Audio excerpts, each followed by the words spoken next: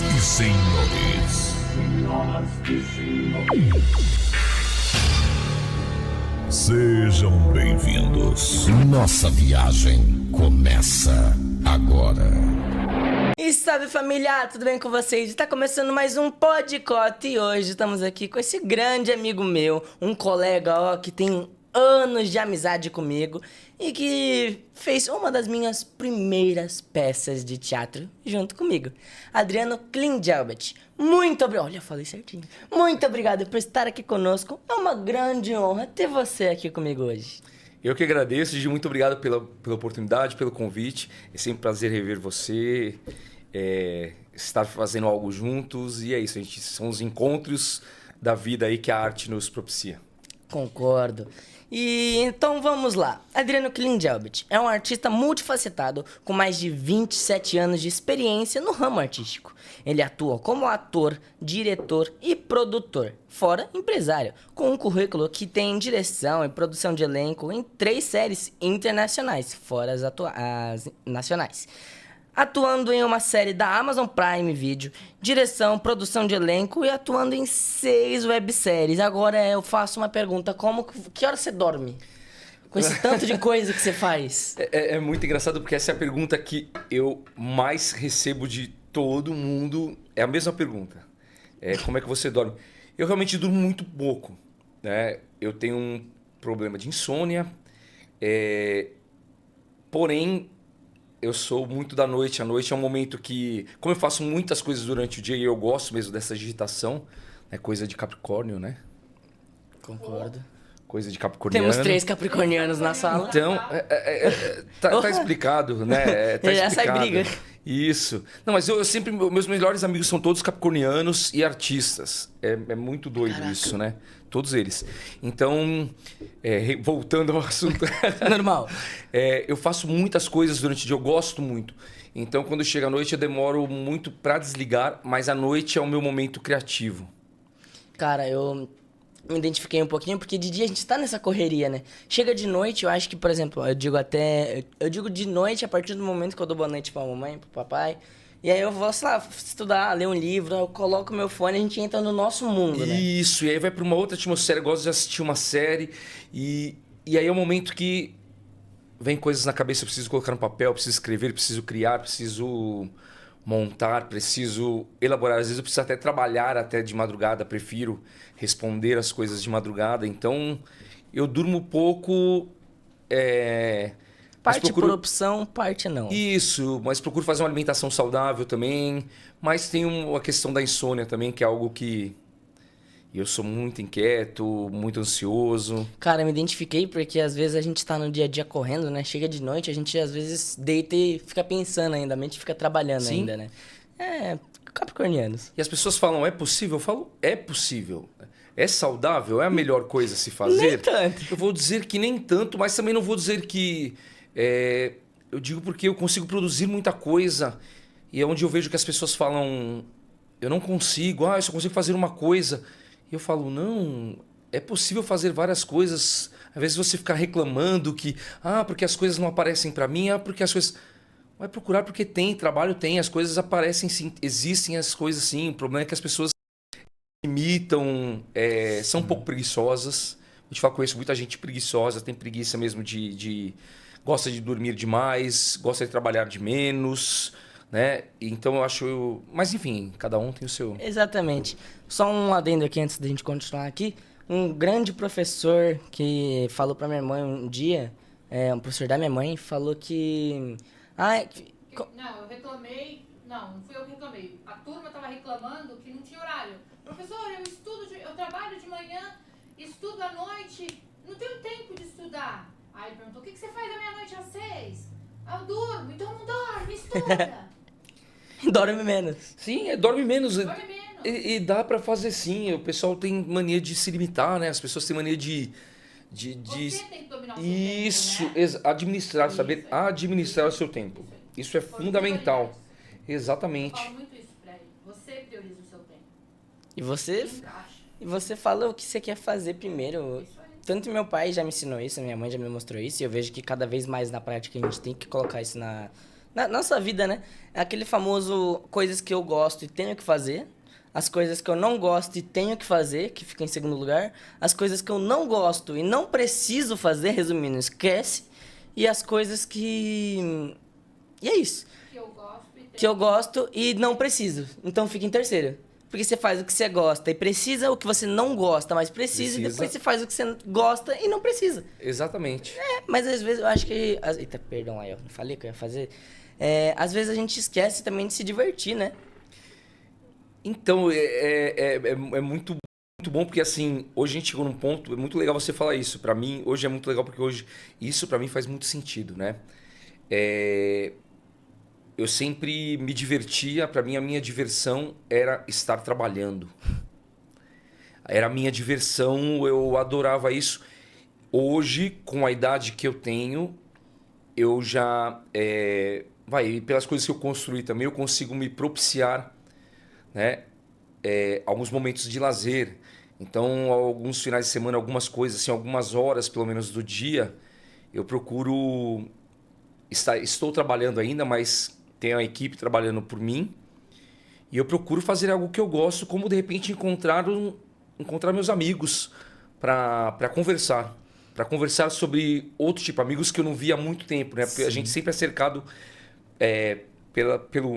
pelas pessoas da arte, então a gente está sempre acostumado com as pessoas da arte, né? Então hoje eu consigo liberar um pouco do meu espaço, do meu tempo, nem que seja 1, 2 horas, 1, 2 horas contadas, mas eu reservo para ou estar com a minha família ali presente com eles, sentar, comer, conversar, bater um papo, ou com meus amigos, ou que seja, eu fazer algo que eu queria fazer sozinho. A semana passada eu quis ir no cinema sozinho, eu tinha 3 horas para fazer isso e eu fui. E foi muito legal, e eu falei, precisava disso. Desse momento sozinho, fazer algo que eu queria fazer sozinho. Não, só um adendo aqui. Gente, ir pro cinema sozinho é uma experiência, assim, que eu recomendo pra todo mundo ir pelo menos uma vez na vida. Cara, você não precisa de ninguém pra ser feliz. Você precisa de você. Se você não sabe aproveitar a sua companhia, você tá vivendo errado. Vai pro cinema sozinho, cara. É muito da hora. Você vai dar o rolê aonde você quiser. Você vai ver o filme que você quiser. Você vai sentar aonde você quiser. Vai fazer o que você quiser. Comer o que você quiser. E eu acho que é muito da hora. Tenta pelo menos uma vez. Se não gostar, vai com seus amigos mesmo. E agora uma pergunta. Com 27 anos de carreira, qual foi o maior desafio que você já enfrentou sendo ator e diretor? Só que antes disso, eu vou dizer que foi fantástico o que você falou, porque é o pensamento que eu tenho e as pessoas às vezes estranham, principalmente as pessoas da minha geração. Da sua geração já é um pouco mais fácil de aceitar isso. Mas eu olhei e falei assim, ele falou exatamente o discurso que eu falo para as pessoas que ficam numa dependência de, sem fazer isso. Eu fiquei sem reação na hora. Sério, não sei nem se acredito que a câmera pegou isso, mas eu fiquei sem reação, porque você falou o discurso que eu nunca mais ouvi ninguém falar e que eu sempre falo. Essa coisa de você não precisa do outro para ser feliz, né? Você nasceu sozinho, as outras pessoas vão vir para agregar ou não, para somar, mas elas não fazem parte, elas não são fundamentais e não definem para você ser feliz ou não. Elas vão agregar essa felicidade. Nossa, perfeito. Até esqueci a pergunta porque eu fiquei meio em choque aqui. Ué, mas é verdade, não é? Se você não sabe aproveitar a sua companhia, quem vai aproveitar? Exatamente. E a pergunta aqui é, com 27 anos de carreira, qual foi o maior desafio que você enfrentou como ator e diretor? Então, vou te falar que foi... eu sempre coloco... Tudo sempre foi muito um desafio, porque eu me propus a fazer uma série de coisas que, de repente, as pessoas acreditavam em mim e eu não acreditava, e, de repente, nem era aquilo que eu sabia fazer. Não era uma especialidade, algo que eu já tinha feito. E vou te dizer que essa série em espanhol foi um grande desafio. Para mim, acho que foi um dos maiores. E eu aceitei sem pensar, e depois, quando eu estava fazendo, que eu parei para pensar, falei, que doideira, que loucura. Porque, assim, com dois diretores que são de Los Angeles, não são daqui do Brasil, onde o set todo é inglês, e de vez em quando em espanhol, porém toda gravada em espanhol. Agora eu te digo, eu não sei falar espanhol e não sei falar inglês. Pois. E aí eu tinha que ir para a Cidade do México, Buenos Aires, fazer o casting dos atores, tendo que me virar para conversar com eles em espanhol, chegar no set de gravação, me virar para entender o inglês, o espanhol, fazer eles me entenderem e estar à frente como diretor de 3 grandes produções internacionais. Então foi acho que um dos meus maiores desafios, e o outro foi justamente gravar também a série da Amazon Prime na pandemia, plena pandemia. Nós fomos gravar lá em Montevidéu, no Uruguai, porque aqui estava assim um caos e lá era um dos países mais controlados. Tinha apenas 600 casos e 70 mortos só. E aqui no Brasil não podia sair de casa. Eu lembro que foram 15 dias que chegavam aquelas pessoas com roupa de astronauta na minha casa para fazer o exame. Pra coletar metade do seu cérebro, né? Sim, era aquela coisa que era um cotonete gigantesco, assim, e elas não tinham uma delicadeza nenhuma. E foram 15 dias até eu embarcar e não podia sair do quarto do hotel. Era tudo muito maluco. Também a produção, os diretores eram locais, era uma produção brasileira, mas eles precisavam entregar, né? Ainda mais que estava na pandemia, que as pessoas estavam consumindo produtos. Então a produtora precisava entregar o produto, né?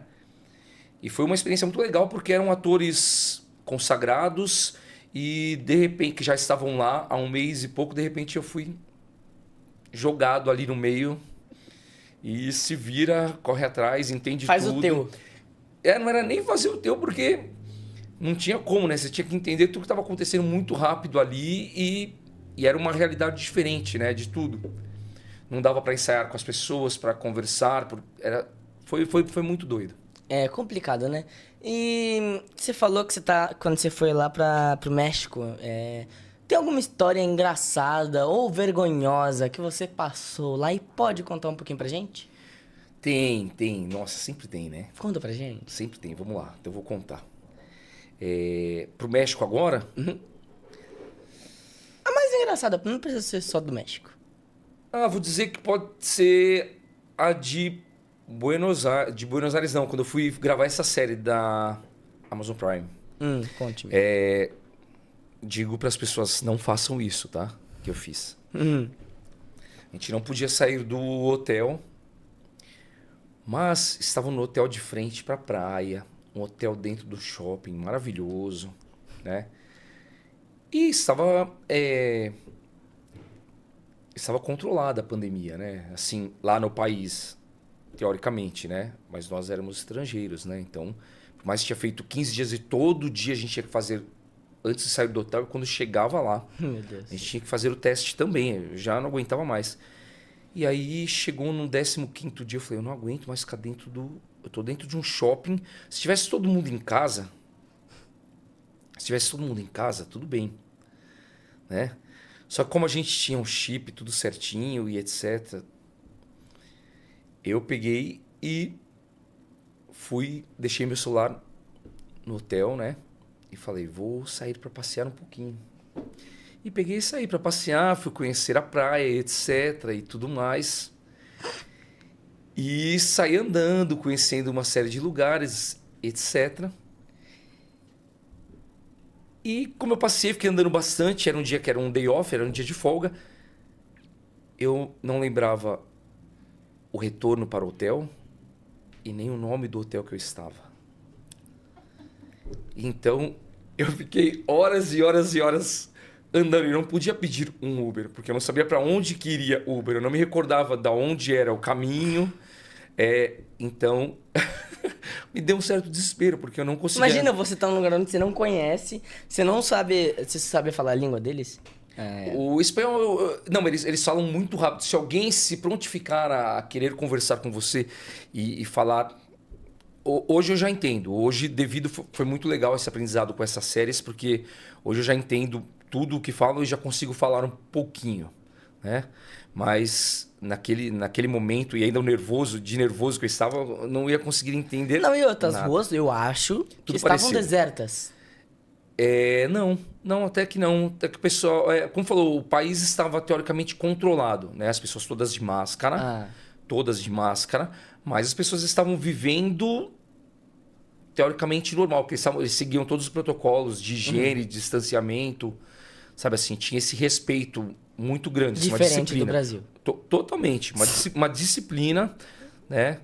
Mas foi muito complicado, porque eu entrei num E desespero. como que você achou? Então, eu não sei, porque eu chorava, eu cheguei a chorar. Ixi. De desespero, porque eu falei, eu não vou achar. No E outro dia eu agora? tenho que gravar cedinho e tá todas as coisas pra me estudar. Não dá nem pra me sentar aqui embaixo de uma árvore e estudar um pouco, não. Tá tudo lá. Eu tô sem nada aqui, não sei. E aí eu fui conversando, perguntando pras pessoas, eu ia descrevendo o local, mais ou menos a minha visão. E aí as pessoas, algumas entendiam, algumas não, e algumas foram me dando uma diretriz, eu fui juntando as peças. E aí eu lembrei de uma coisa específica, que era uma pedra que tinha uma posição que eu lembro que eu via lá do quarto. E aí uma pessoa falou assim, eu acho que eu sei onde que é. Eu falei, eu vou seguir. Então, é a única alternativa que eu tenho, eu segui. E depois de muitas horas, encontrei. Demorou mais tempo para mim achar o hotel do que o próprio passeio. Meu Deus, cara. Imagina se fosse igual no Brasil, que as pessoas dão informação sem saber onde fica. Você tava lá até agora. Até agora. Tava andando por lá, Com licença, você sabe onde é o hotel? Tá ó. Não, foi desesperador, mas foi engraçado. Assim, depois, a hora que cheguei no hotel, me deu uma crise de riso, porque eu falava, não acredito que eu tô passando por isso. E assim, eu demorei absurdos para parar de dar risada. É aquele negócio que, tipo, se você contar pra alguém, ninguém vai acreditar. Isso, exatamente. Então, poucas pessoas sabem e aqui eu tô contando Cara, abertamente. que legal. E o que mais te fascina na direção, no cinema, no teatro e no musical? Você já disse aí no começo, a questão da direção. A palavra direção.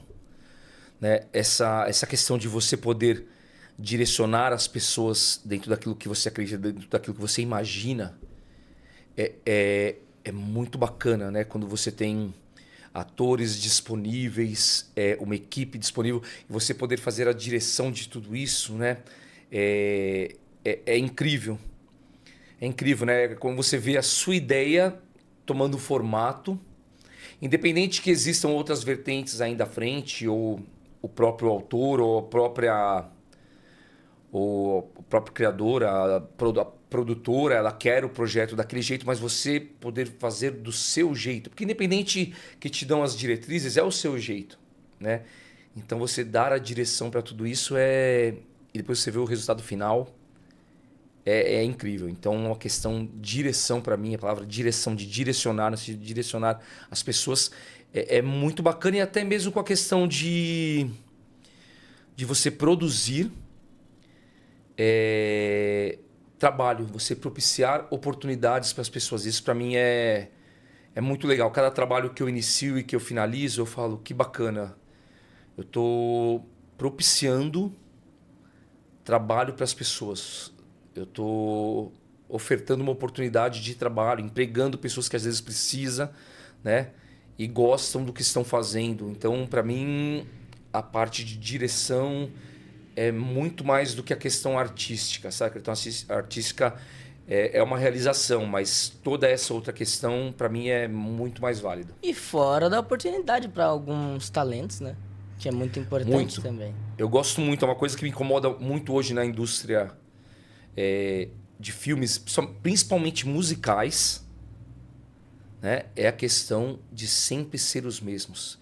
E eles não terem um olhar para talentos, para novas pessoas, para novas oportunidades. Hoje você vê aí tanta gente talentosa que desiste por causa de portas fechadas, não por falta de talento, mas porque sempre são os mesmos, né? Sempre são os mesmos. Você vai pegar sempre os mesmos protagonistas. Isso acontecia muito em novela, já está começando a quebrar esse paradigma em novela, mas teatro musical ainda é muito Eu acho fechado. que, assim, eu entendo tanto o lado de diretor, do pessoal, assim, que vai nos mesmos, porque, tipo assim, entre você ir no fulano, que é garantido que vai ser bom, que você conhece, que você sabe a procedência, sabe os pais, sei lá, se for criança, se for adolescente, que tem que ter autorização dos pais, que sabe que tem uma varaça, tipo, já tem uma confiança, você já tem um convívio, você vai falar, você vai preferir ele ou, sei lá, o Y, que é tipo um cara que você não sabe, você pode ver pelos vídeos, ou pessoalmente, que ele tem talento, só que você não sabe se ele vai aguentar o tranco, se ele vai, sei lá, sumir do nada. Então, assim, eu entendo que tem que dar oportunidades pro pessoal novo, mas eu entendo também o lado tanto do ator, tanto do diretor, né? Porque se você parar pra pensar, faz sentido, né? Sim, não, faz total sentido. E aí que eu acho que é importante o papel do diretor de elenco. Porque o diretor de elenco não é simplesmente ele escolher as pessoas, não. É ele saber quem é, Sim. quem é cada pessoa. Ele pesquisar, ele saber o histórico, olhar ali, entender, marcar uma reunião antes, conversar com essa pessoa, sentir como que é a energia dela, o que ela pensa. Isso é uma coisa que eu tenho muito também. Principalmente com casting, com pessoas novas. Se eu já vejo que tem uma personalidade difícil, que não sabe trabalhar com um grupo, que...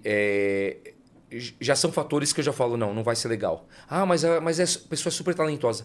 Eu sei, mas ela vai trazer problemas. Então, eu gosto muito de dar oportunidades. O que você falou faz total sentido, é total pertinente, mas o papel do diretor de elenco é muito mais do que ele escolher um talento, alguém que se encaixe no papel. É ele escolher a pessoa que ele sabe que vai ser muito fácil de trabalhar. Isso, e vai ser fácil de trabalhar, vai trabalhar com o coletivo. Ela vai saber ouvir, ela vai saber ser dirigida, ela tem uma personalidade tranquila. De repente, se é uma criança ou adolescente, os pais estão ali para ajudar, porque tem muitos pais que atrapalham. Sim. Né? Então, você conhecer tudo isso, né? Você fazer um trabalho de pesquisa profunda, mesmo para que depois você não tenha uma cobrança e depois você não se arrependa. Concordo. Resumindo o que ele falou, existe uma seita secreta dos organizadores de elenco, que eles se reúnem todo mês e eles falam de todo mundo. É tipo, cara, mas já parou pra pensar que todo produtor de elenco é um bando de fofoqueiro? Tô errado? Porque você fala sobre a vida de todo mundo. Gente, é brincadeira, só deixando claro, tá? É uma piada.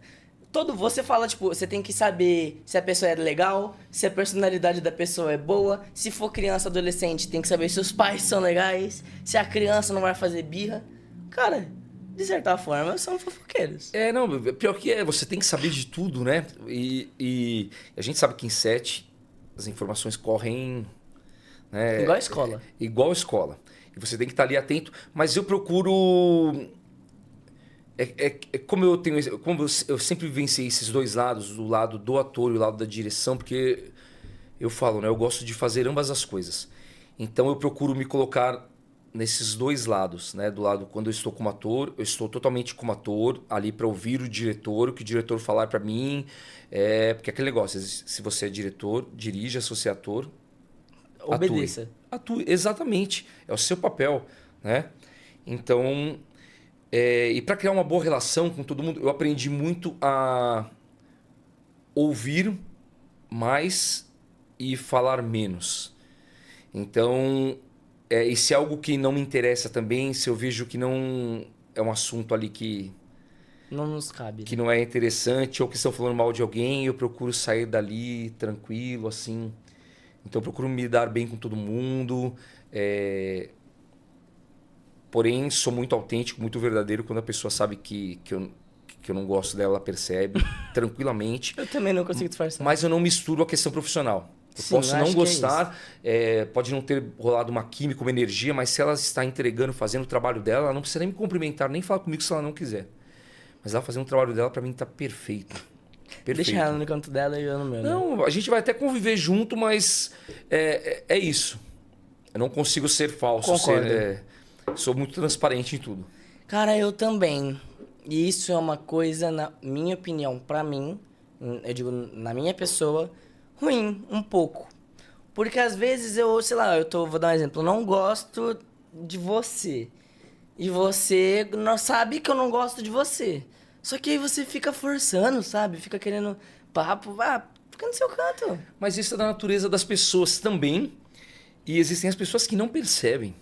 As pessoas que não percebem que elas estão sendo inconvenientes, que elas não estão sendo... existe isso, né? Então, Não dá uma agonia? Dá uma agonia. Fala, meu Deus, gente, pelo amor de Deus, com licença, invadiu minha bolha, chega. Pra nós capricornianos, dá uma agonia. Pô, demais. Sim. Mas aqui uma pergunta, já aconteceu alguma vez de você chamar alguém, não precisa citar nomes, você chamar alguém, você achar que essa pessoa vai entregar uma pessoa, você colocar expectativa demais e chegar na hora, não foi bem assim? Você como produtor? Eu acredito que sim, já aconteceu sim. Né? Principalmente quando a gente fala, porque é muito complicado a situação entre você fazer um casting e você estar ali no Pra Valer, ou você fazer uma audição e chegar ali no Pra Valer, sabe? São duas coisas muito diferentes, né? Então acontece muito sim de você fazer um casting, você olhar, conversar com a pessoa, você fala, nossa, vai ser legal, e de repente chega na hora, a pessoa parece super desenvolta, enfim, de repente ela trava ou ela não consegue entregar aquilo que você, não é nem as outras pessoas, a expectativa que você mesmo colocou, né? Eu não consigo, os trabalhos de direção de elenco que eu faço, eu não consigo fazer, entrego o elenco e aí, equipe conduz. Não. Eu gosto de estar presente, todo mundo fala, você gosta de fazer, você faz trabalho de direção de elenco e produção de elenco? Eu gosto. Eu faço questão de estar no set, porque é uma extensão, né? É uma extensão do meu trabalho. Eu preciso estar atento ali se alguém não está fazendo alguma coisa ou está dando trabalho no set, ou eu posso ajudar para que o trabalho... Já teve várias vezes que eu pedi com licença para o diretor-geral e parei o elenco, falei, olha, vocês não estão se escutando. Vocês estão querendo falar seu texto. Foi agora no último filme que a gente foi gravar, onde tinham 13 pessoas em cena e assim, tinha fala de todos. Jesus. Isso, era uma cena super complexa. Isso. E você imagina, e então a cena começou a ficar travada porque eles estavam esquecendo de se ouvir e só queriam falar, dar o seu texto, por mais que eram atores experientes, mas era uma cena difícil, né? Porque era muita coisa de um falou, outro falou com a reação do outro. Então, mesmo a questão de corte, não dava para ser feito picotado, né? E não era proposta também. Então eu tive que parar e falar... E isso foi me dando uma agonia, porque eu falava assim... Pô, são atores experientes, sabem o que está acontecendo. E aí que eu me liguei, que era... A gente precisava parar. Parou. Dá uma respirada. Parou, né? Respirem, se ouçam. É o princípio.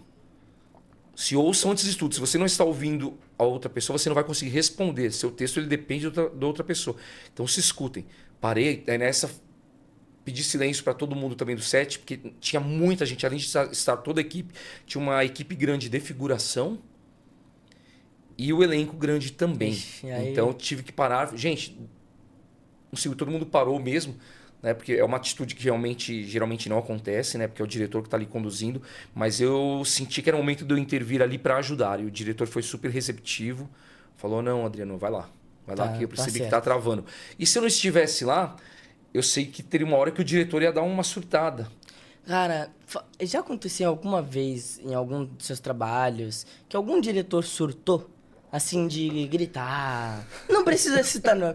Eu gosto de fazer pergunta assim, gente. Mas isso é ótimo, Gil. E isso muito mais do que qualquer coisa. Sério? Muito, muito mais. Isso desde a minha época de teatro, da minha época de TV, porque antes eu tive uma carreira na TV, no SBT, quando eu era pequeno. Eu era criança, fui assistente de palco do Sérgio Malandro. Ô, louco. Era criança mesmo. Pequena, fazia muita coisa. E aí, assim, já teve várias situações que, mesmo eu sendo criança, eu vivenciei isso depois no teatro, com professores, com inúmeros diretores. Já vi camareiras, pessoas que servem café, achar porque de repente está na Globo que ela é melhor do que as pessoas que estão no SBT, na Band ou em qualquer outra emissora. Sério? Ou até mesmo do que o próprio ator. Se você não é o ator... um Antônio Fagundes, uma Suzana Vieira, você de repente é abaixo dela e ela te tratar mal, porque ela acha que ela está na Globo trabalhando fixamente. Então, só que hoje mudou isso. Tá? Hoje as pessoas se policiam muito e hoje as produtoras e os diretores estão buscando um ambiente mais saudável, mais produtivo. Então hoje o respeito está reinando muito mais. Se todo mundo se respeita, e é uma coisa que eu coloco muito como filosofia do meu trabalho também. Gente, não vou tratar nenhum ator diferente. Pode ser, gravamos aí essas séries com atores renomados e gente desconhecida no mercado. E todos são tratados iguais, da mesma forma, assim como figurante. Então é uma das coisas que, nos sets que eu estou, é uma coisa que eu exijo. Sabe? Tanto da produção, converso com a direção, com o diretor geral, falou, quero que todos sejam tratados iguais. Então, e é uma coisa que está acontecendo. Né? E está acontecendo isso hoje no mercado. Ainda tem muito para mudar, mas está acontecendo. Cara, só duas coisas aqui. Uma, eu entendo os diretores, assim, que surtam, porque eu acho que... Pô, é um trabalho muito estressante, né? Imagina, você tá querendo, sei lá, comandar 15 pessoas, 30 pessoas e não tá indo aí, eu entendo. E outra coisa, você falou que figuração e papel principal tem que ser tratado igual. Eu concordo com você. E eu percebi... Eu nunca tinha... Eu acho que... Como eu tô nesse ramo há um pouquinho de tempo só 10 anos, 9 anos... Eu nunca tinha percebido isso porque eu era muito infantil, né? Eu acho que eu não tinha essa cabeça ainda. Mas aí minha mãe me contando histórias, aí eu comecei... Então eu acho que tem muito disso ainda no mercado. E eu acho que é uma barreira que a gente tem que quebrar, querendo ou não, né? Exato, exato. Nós como atores, como diretores, como entrevistadores, enfim, a gente tem que quebrar isso mesmo. Tá se quebrando tantos paradigmas, né? E esse é mais um. Porque é uma direção abusiva. Concordo. É uma direção abusiva. Hoje a gente pensar é uma direção abusiva. E outra, você vai produzir muito mais se você tiver um ambiente saudável, com todo mundo feliz. Uma pessoa gritando, ela vai desconcertar todo mundo. Existem pessoas que não lidam bem com gritaria, com estupidez, com ignorância, com arrogância. Não existe mais hoje espaço para isso. Hoje não existe. Isso é uma coisa arcaica e que está sendo desvalorizada e eu vou continuar brigando para que isso seja desvalorizado cada vez mais. Que as pessoas precisam aprender a ter gentileza com as pessoas. E ser Adriano, educado. encosta um pouco mais no microfone. Opa, desculpa. Eu esqueci, eu virei pro lado e Não, queria de boa. voltar. E outra coisa, né? Parece que o pessoal gosta de falar você é pior que ele, ou eu sou melhor que você. E, sinceramente, eu acho que isso é tão feio, né? Falta de educação, gente, pelo amor de Deus. E existe espaço e trabalho para todo mundo, e às vezes um trabalho pode ser que seja o melhor perfil para determinada pessoa e aquele outro não. Então, isso depende muito. E o julgamento, deixa que o público julga. Né? Foi muito engraçado. Nós gravamos 3 séries. Foi muito legal porque você cria a expectativa e tem aquela que você gosta mais, aquela que todo mundo gosta mais. E muito engraçado porque a que a gente julgou que seria a que teria a pior aceitação foi a que teve a melhor aceitação do público. Até porque é um produto novo, né? As séries verticais. Então... é um produto novo e a gente não conhecia ainda muito mais o mercado. A gente já entende, já sabe o que eles estão consumindo. Então, agora já dá pra gente entender, assim. Mas foi mais complicado. Porque o que a gente menos esperava foi o que fez mais sucesso. Né? Tanto que agora a gente vai gravar até o remake em português. Olha só. Dessa que a gente falou, essa não vai funcionar. Interessante essas coisas, né? E você acredita que o mercado artístico no Brasil tem valorizado o trabalho dos atores e diretores? Eu acho que agora, com essa visibilidade, todo mundo fala, a questão da Fernanda, sim, é uma porta gigantesca. Né? Ela trouxe visibilidade. Logicamente, se ela ganhasse, ia ser, assim, incrível, mas ela trouxe visibilidade. Pô, ela foi, se eu não me engano, é muito louco, né? Porque a única... A gente pensa em várias mulheres e você fala, será que a Gisele Bündchen nunca vestiu uma marca específica, que eu não vou falar o nome aí? Pode falar, depois a gente coloca o pi. Cara, pior que agora ela fugiu da minha cabeça. Mas uma marca específica de roupa de um estilista super famoso, italiano. E a Fernanda foi a primeira brasileira e compraram aquela imagem dela, do simples. Do chique simples. Né? Então, olha, nem Gisele Bündchen, que era do mundo da moda, conseguiu vestir uma roupa desse estilista. E a Fernanda conseguiu, justamente porque acharam que ela é a cara do produto novo. Que legal, né? Então, olha só, é um outro segmento e Então, abrindo portas, abrindo outras portas, e eu acho que vai abrir muita porta ainda para o audiovisual e para o cinema, que é algo que está em expansão no Brasil, ainda dentre as artes, é uma das artes que eu acho que ainda tem uma expansão um pouco mais lenta e aceitação do mercado, até do mercado aqui dentro mesmo, né? Os brasileiros têm o costume de não consumir produto brasileiro, né? Feito por brasileiros. Então eu acho que está em crescimento, tem que aproveitar assim essa deixa e eu acho que tem tudo para crescer, mais ainda. Cara, eu acho que... Eu vou dar a minha opinião também. Chanel, né, que ela usou. Isso. Eu Exatamente. acho, na minha opinião, aqui, que... Pô, um beijo, Fernanda Torres, sou muito seu fã. Mas não tem como não ser, né? Se você ser brasileiro e não ser Fernanda Torres, você não é brasileiro. É fato. Exato. E eu acho que tem muito... O Brasil tem muito potencial. Muito. Mas a gente não tem visibilidade. Porque se a gente parar pra pensar, a gente tem filmes maravilhosos. A gente tem produções e a gente tem... como que eu posso dizer? A gente tem... Não é vontade, a gente... Pô, a gente é brasileiro, a gente não desiste, cara. Isso, a gente vai tentar até conseguir. Isso. Quantos anos a gente foi lá no... Artistas brasileiros foram pro Oscar. Sim. E nunca ganharam. Exato. Você viu até o Celto, ele teve uma indicação depois, porque o filme deu uma visibilidade, ele que estava contracenando com a Fernanda colocou e deu visibilidade para ele, começaram a olhar para ele. Mas quantos filmes ele já tem na carreira dele? Então... Né, como ator, como diretor. E aí colocou ele dentro de um cenário, né? Foi a visibilidade que ela trouxe. Então falta mesmo essa visibilidade. É muito legal você pensar isso sendo ainda um jovem rapaz. Eu falei ao contrário. De gente. Não, é um rapaz jovem ainda, assim... Dizem que eu sou um jovem ancião, sabia? Não sei se você é um jovem ancião, mas você é uma coisa... Você é muito inteligente, muito dinâmico. Isso... Já de muito tempo atrás, assim, que eu te conheço. Pô, eu conheço esse cara desde que eu tinha... Quantos anos? 7 anos, 8 Sim, anos. antes da pandemia. Então, A pera. primeira audição que ele fez foi com você. Isso. Nossa, lembra, era um pitoco de gente lá com sapato sapateado. Isso, exatamente. Deu Claro. um sapatinho na mão, sapateado, eu posso sapatear?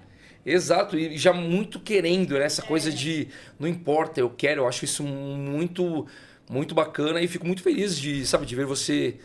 É o que você falou, não desistindo, porque hoje você está numa idade onde, principalmente quem começa muito cedo, é um período muito seletivo, né? Porque você tem que abrir mão de várias coisas, né? É a idade onde quer curtir, quer estar com os amigos, quer fazer bagunça, eu quero... De repente eu já até cansei um pouco dessa situação, não? E você... Sabe, segue firme, forte com seus sonhos, com seus objetivos. E outra coisa, eu acho que também, fora isso, né? É uma... Gente, você que quer ser ator, mamãe e papai, se prepara pra fase de seus filhos dos 12, 13, 14... Dos 11, 12, 13, 14, que é a pior fase possível. Porque você não é criança, você não é adolescente. Você tá num limbo, onde você não pega trabalho para criança e você também não pega trabalho para adulto e nem para adolescente. Resumindo, cadê você? Se você não aprender, se você não se reinventar, você vai sumir. Porque quem não é visto, não é lembrado. E isso eu aprendi da pior forma possível. Vi amigos meus que em todos os testes comigo, pegava trabalhos que eu ficava falando, caraca, que legal, quero ser assim quando eu crescer. Sumiram todos. Todos não, né? A maioria. E é muito louco, né? A gente estava conversando sobre isso, sobre a série, né? De a gente fazer uma série para adolescentes, onde eles têm que ser adolescentes, porém são adultos, né? Isso a gente vê em várias... Sim, é mais fácil porque não tem uma vará, né? E até mesmo a mudança de corpo, mudança de voz, é uma idade que muda muito. Você Muito pegar uma rápido. série como exemplo, aquela série, eu sempre esqueci o nome daquela série, cara, que tem a ON. Eu não faço a mínima ideia. A 11? Da Isso. Eleven? Isso! Se você pegar os atores das temporadas... Da primeira temporada e você pegar... fala assim, meu Deus, Não é a mesma não pessoa. são as mesmas pessoas. Como eles mudaram, e isso traz um choque, né? E algumas pessoas eu sei que não aceitaram essa mudança. Sim, e querem continuar. não aceitaram essa mudança, o público não aceitou essa mudança. E teve gente que achou muito legal, que bacana, mostrou que... Eles crescendo, né? Que eles cresceram, só que mostrou uma coisa temporal. Né? Eles cresceram muito para um curto espaço de tempo. Mas, cara, e eu acho que o problema, um dos problemas em trabalhar com criança, que agora eu tenho essa visão, por exemplo, eu peguei uma série há muito tempo atrás chamada Assédio, da Globo. Agora pode falar, né? Já falamos isso, pode falar. Peguei uma série pra fazer da Globo. Eu tinha o quê? Tinha 6 anos de idade, tava na época de trocar... Filho do Felipe Camargo. Eu tava na época de trocar os dentes. No dia, uma semana, 2 semanas antes da gravação, os 2 dentes da frente caem. O que fazer? O que fazer? Rezar. Rezar. Não vai crescer em 2 semanas. Sabe o E é isso, eu perdi o trabalho. Sabe o que aconteceu comigo? O quê? Eu também perdi um grande trabalho semana passada. O que aconteceu? O que aconteceu comigo? Eu mandei todo o meu material, minha agente pediu, a agência pediu, mandei tudo certinho, já estava tudo certo o trabalho. Tudo certo o trabalho. E como assim já estava confirmado para gravar no final de abril, começo de maio, e a minha barba estava bem grande. Bem grande, não muito grande, porque minha barba demora muito para crescer, mas eu já estava nesse processo pensando para esse trabalho. E aí apareceu um outro trabalho no meio tempo, onde eu precisava tirar minha barba. E eu me esqueci. Putz. E peguei e tirei minha barba. Quando passou uns 2 dias, a minha agente me ligou e falou assim, ó, o pessoal lá da emissora pediu para você gravar uma self-tape para eles verem como é que está. Para eles estarem acompanhando como é que tá, né? Aí eu peguei e gravei essa self-tape, mandei. Quando eu mandei, passou uns 20 minutos, ela me ligou assim... Aos prantos. Você perdeu o trabalho. Eu falei, como assim? Ela falou assim, você tirou sua barba. Sua barba não vai crescer para... E pior que eu sabia que não iria crescer. Eu já tive essa consciência. Foi uma coisa assim, na hora que eu parei, eu só tive que desligar o telefone e falar, eu entendo. Ela falou assim, não, mas o pessoal ainda quer... vamos esperar mais pra frente. É uma novela que demora, são gravados vários meses, essa novela. É uma novela bem extensa. Então vamos ver se a gente consegue... O personagem que você iria fazer, não dá mais. Porque eles não vão fazer implante, lace, enfim, o que precisar fazer para que a sua barba fique cheia e cresça. Nossa. Né? Então foi muito complicado. Foi muito complicado. E agora eu tenho que deixar crescer de novo, mas perdi o trabalho. Olha só. E agora vamos entrar no jogo rápido. Eu vou fazer uma pergunta, vou falar uma frase e você completa o mais rápido possível, ok? Ok. Eu sou em uma única palavra. Eu sou um furacão. Eita. Eu nunca, mas eu queria. Eu nunca, mas eu queria. Tudo nessa vida. Eu quero tudo, mas tem coisas que eu sei que não é possível. Pode não ser possível no momento, mas pode ser que em algum momento seja possível. Então eu sempre quero tudo, assim. Não te entendo. Todo mundo ama e eu odeio. Todo mundo ama o eu odeio Cris e eu não gosto. Sério? Sério, eu não gosto. Eu gostava tanto de todo você. mundo ama. Sim. Todo mundo ama. E eu literalmente eu odeio Cris. Quando fala assim, como que é o nome? Fala, Todo mundo odeia o Cris. todo mundo odeia o Cris, eu sempre repito, e eu também. Então, mais ou menos Meu isso. Deus. Todo mundo odeia, eu amo. Todo mundo ama o Cris. É mais ou menos isso. É uma coisa que eu não gosto, não sei, não me pega esse tipo de... E agora, todo mundo odeia e eu amo. Todo mundo odeia, eu amo. Todo mundo odeia. Olha, eu vou te falar que Giló. Tu gosta de Giló? Gosto. Aprendi a gostar e agora eu amo. Ok. Já sei a sua resposta. Ok. Um lugar, Um lugar, Giló. Brincadeira. Buenos Aires. Boa escolha. Um momento no passado. Nossa, tantos. Não pode falar um momento do futuro, né? Meu passado, pra mim, ele é tão presente, porque eu procuro trazer tão próximo, sabe? Tudo que é de experiências, tanto boas como ruins, eu procuro estar sempre muito próximo pra voltar ali e visitar quando precisa, sabe? Então, eu vou dizer que... E eu tenho memórias de quando eu era pequeno, quando eu era muito pequeno, Poxa. muito pequenininho, assim. Eu tenho memórias com coisas de 4 anos de idade, 3 Nossa. anos. É muito louco isso. Então, pra mim, eu sempre vou visitar o passado, sempre. Que legal. Um momento... Se eu pudesse, eu... Não vale tudo. Se eu pudesse... Nossa, que pergunta difícil. É tão abrangente, né? Se eu pudesse, eu... Teria superpoderes. Não, eu já pensei nisso, mas hoje não. Eu acho que se eu pudesse, eu adotaria muitas crianças. Verdade. Como você quer ser lembrado no futuro? Eu quero ser lembrado como o Adriano que... Tinkerbell. Isso. O Adriano que tentou acertar mais do que errou. É uma boa escolha. O que você falaria para o seu eu do passado, que estava começando, tinha dúvidas? Ótimo. Ainda mais sendo um capricorniano, ter mais paciência. Se você desistiu de dar 3 tapas na cara. Tô zoando. Ouvir mais e falar menos, aprender a respeitar as opiniões dos outros, aprender a aceitar a visão dos outros, ser menos intransigente, ser menos mandão, ser menos autoritário. Caraca, você me resumiu. Então, mas e faz parte do processo. Eu acho que o legal é a gente amadurecer e perceber isso. Sim, porque senão a gente não teria essa maturidade. Exatamente. E infelizmente, meu caro amigo, eu tenho uma péssima notícia pra te dar. Infelizmente, o nosso Podcota chegou ao fim. Eu queria agradecer primeiramente a Deus. Espera só um pouquinho. O quê? Mas pode, Cota? Não, ainda não. Ainda não? Então tá bom, se não pode, ainda bem. Então a gente tem mais uns minutinhos, adorei. E eu tenho uma última pergunta a te fazer. E se é um artista multifacetado, diretor exigente, sem perder o bom humor e o bom senso? Pode? Pode, Cota.